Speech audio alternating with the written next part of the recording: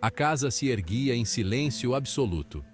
Uma construção modesta no número 112 da Ocean Avenue, em Amityville, Nova York. Era uma casa grande, no estilo colonial holandês, com 5 quartos e uma garagem separada. Vista de fora, parecia igual a qualquer outra casa neste bairro tranquilo e suburbano de Long Island. Mas esta casa guardava um segredo obscuro e perturbador, uma história envolta em violência e tragédia que poucos conheciam. Foi nesta casa, em uma noite fria de novembro de 1974, que um crime horrível aconteceu. Um crime que mancharia para sempre a história da casa e deixaria uma marca indelével na psique americana. Esta é a história do Horror de Amityville, um conto de terror real. Os eventos de 13 de novembro de 1974 se desenrolaram com uma precisão arrepiante. Naquela noite fatídica, a pequena cidade de Amityville, em Nova York, foi abalada por um crime que deixaria uma marca indelével em sua história. Ronald DeFeo Jr., armado com um rifle Marlin calibre 35, começou sua chacina por volta das 13h15 da manhã. O silêncio da madrugada foi quebrado pelos disparos que ecoaram pela casa. Ele primeiro atirou em seus pais, Ronald Sr. e Louise DeFeo, enquanto eles dormiam em seu quarto. O casal não teve chance de reagir, sendo mortos instantaneamente. Ele então foi para os quartos das crianças, matando seus irmãos, John, de 9 anos, e Mark, de 12, e suas irmãs, Dawn, de 18, e Allison, de 13. A brutalidade dos assassinatos foi incompreensível, deixando a comunidade em estado de choque. Os assassinatos foram metódicos e brutais. Ronald DeFeo Jr. parecia estar em um transe, movendo-se de quarto em quarto com uma precisão assustadora. Todas as 6 vítimas foram encontradas de bruços em suas camas, baleadas uma vez nas costas. A cena do crime era um testemunho silencioso da violência que havia ocorrido. A brutalidade do crime chocou até investigadores experientes. Muitos deles nunca tinham visto algo tão horrível em suas carreiras. O que poderia levar um jovem a cometer um ato tão hediondo? Ronald DeFeo Jr. era conhecido por ter um temperamento explosivo, mas ninguém poderia imaginar que ele seria capaz de algo tão monstruoso. A pergunta pairou no ar, sem resposta e profundamente perturbadora. A comunidade buscava entender o que havia levado DeFeo a cometer tais atrocidades. DeFeo inicialmente alegou que ele estava fora de casa na hora dos assassinatos e que não sabia de nada do que havia acontecido. Ele tentou criar um álibi, mas as evidências logo começaram a apontar para ele. No entanto, seu álibi rapidamente se desfez sob escrutínio. A polícia encontrou inconsistências em sua história e começou a pressioná-lo para obter a verdade. Confrontado com as evidências, DeFeo confessou os assassinatos, alegando que havia sido possuído por forças demoníacas que o compeliam a matar sua família. Suas alegações de possessão demoníaca adicionaram uma camada ainda mais sinistra ao caso. Seu julgamento se tornou uma sensação na mídia, com o público cativado pelos detalhes horríveis e pelas alegações de possessão demoníaca de DeFeo. O caso foi amplamente coberto pela imprensa, atraindo atenção nacional. Apesar de suas alegações de inocência por motivo de insanidade, DeFeo foi considerado culpado de 6 acusações de assassinato em 2º grau e condenado a 6 penas de prisão perpétua consecutivas. O veredicto trouxe um senso de justiça, mas não apagou a dor da tragédia. Ele permanece encarcerado até hoje, com seus crimes horríveis gravados para sempre nos anais da história do crime americano. A prisão de DeFeo é um lembrete constante do mal que ele perpetrou. Mas a história não terminou aí. A casa onde os assassinatos ocorreram ganhou uma reputação sombria, atraindo curiosos e entusiastas do paranormal. A casa no número 112 da Ocean Avenue permaneceu, uma sentinela silenciosa dos horrores que haviam ocorrido dentro de suas paredes.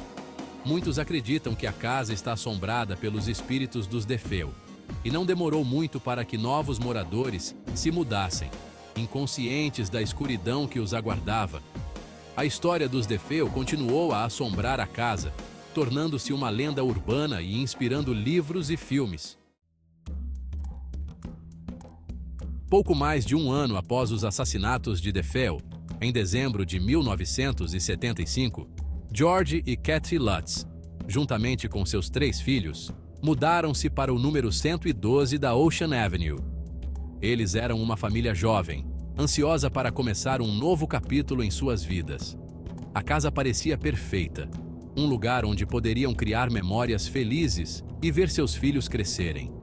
Eles estavam cientes da história trágica da casa, mas descartaram o ocorrido como um evento terrível do passado. Acreditavam que o tempo havia curado as feridas e que a casa estava pronta para um novo começo. Eles acreditavam ter encontrado a casa dos seus sonhos, uma casa espaçosa e bonita a um preço notavelmente acessível. Eles estavam tragicamente enganados. A casa, com sua fachada encantadora, escondia segredos sombrios. Quase imediatamente após a mudança, a família Lutz começou a experimentar uma série de fenômenos perturbadores e inexplicáveis. O que começou como pequenos incidentes logo se transformou em uma sequência de eventos aterrorizantes. Odores estranhos, como o fedor de carne em decomposição, permeavam a casa, apesar de seus melhores esforços para ventilá-la. Era como se a própria casa estivesse viva, exalando um cheiro de morte. Pontos frios, apesar do aquecimento de inverno, causavam arrepios na espinha. Esses pontos frios pareciam se mover pela casa, como se fossem entidades invisíveis. As portas batiam sozinhas, e vozes desencarnadas sussurravam seus nomes na calada da noite. Era como se a casa estivesse tentando se comunicar com eles, ou talvez assustá-los. As crianças, especialmente a filha mais nova, Missy, alegavam ver figuras estranhas e ouvir vozes insistindo para que saíssem. Missy até descreveu um amigo imaginário, Jody, que parecia saber mais sobre a casa do que qualquer um. A princípio, a família Lutz tentou racionalizar essas ocorrências. Eles queriam acreditar que tudo tinha uma explicação lógica. Eles atribuíram os cheiros estranhos aos resquícios da limpeza da cena do crime, os pontos frios às correntes de ar e os ruídos ao assentamento da casa antiga. Mas essas explicações logo se mostraram insuficientes. Mas à medida que os dias se transformavam em semanas, os fenômenos se intensificaram, tornando-se mais frequentes e mais aterrorizantes. A casa parecia estar viva, reagindo à presença deles. A família Lutz percebeu com crescente horror que algo estava profundamente errado em sua nova casa.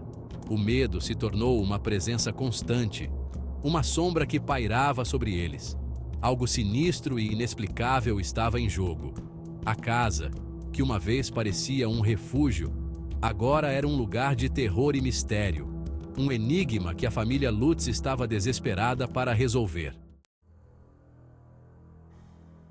À medida que os dias se transformavam em semanas, a atividade paranormal na casa aumentava, tornando-se cada vez mais intensa e perturbadora. O que começou como pequenos eventos inexplicáveis, logo se transformou em uma série de ocorrências aterrorizantes. Kathy Lutz começou a ter pesadelos vívidos, muitas vezes acordando gritando de terror. Esses sonhos eram tão reais que ela podia sentir a presença de algo maligno ao seu redor, mesmo depois de acordar. Ela sentia uma presença opressiva na casa, como se estivesse constantemente sendo observada. A sensação de ser vigiada era tão intensa que ela evitava ficar sozinha em qualquer cômodo. George Lutz, um homem prático e sensato, percebeu que estava se tornando cada vez mais irritado e sujeito a acessos de fúria. Ele, que sempre foi calmo e controlado, agora se via explodindo por motivos triviais. Ele sentia uma sensação avassaladora de pavor e desconforto, como se algo maligno estivesse tentando criar raízes em sua alma.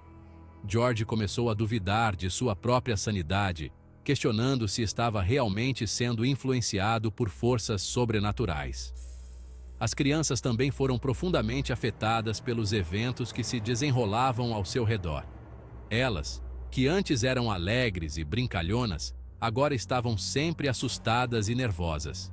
Missy, a mais nova, tornou-se retraída e quieta, muitas vezes conversando com uma amiga imaginária chamada Jodie, que ela afirmava viver na casa.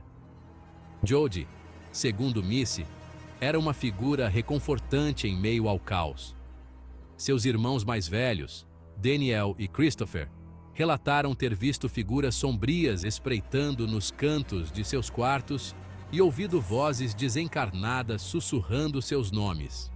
Essas experiências os deixaram aterrorizados e incapazes de dormir. A família antes feliz estava sendo dilacerada pelas forças invisíveis que pareciam ter se apoderado de sua casa. A tensão constante e o medo estavam destruindo os laços que os uniam. Um incidente particularmente assustador envolveu um grande crucifixo na sala de estar. Este crucifixo, que era um símbolo de proteção e fé para a família, tornou-se um foco de atividade paranormal. O crucifixo, uma herança de família, girou violentamente na parede, sua orientação invertendo até que ficasse de cabeça para baixo. Este evento foi um dos mais perturbadores para a família, pois parecia uma clara manifestação de algo maligno. A família Lutz assistiu horrorizada, enquanto este objeto sagrado, um símbolo de sua fé, era aparentemente profanado por uma força invisível. Este incidente abalou profundamente suas crenças e aumentou seu desespero. Este evento, juntamente com a escalada da atividade paranormal, convenceu a família Lutz de que eles estavam lidando com algo verdadeiramente maligno. Eles começaram a temer pela segurança de cada um e pela sanidade de todos. Eles estavam vivendo um pesadelo e estavam desesperados para que ele acabasse. A cada dia que passava, a esperança de encontrar uma solução diminuía e a sensação de desespero aumentava.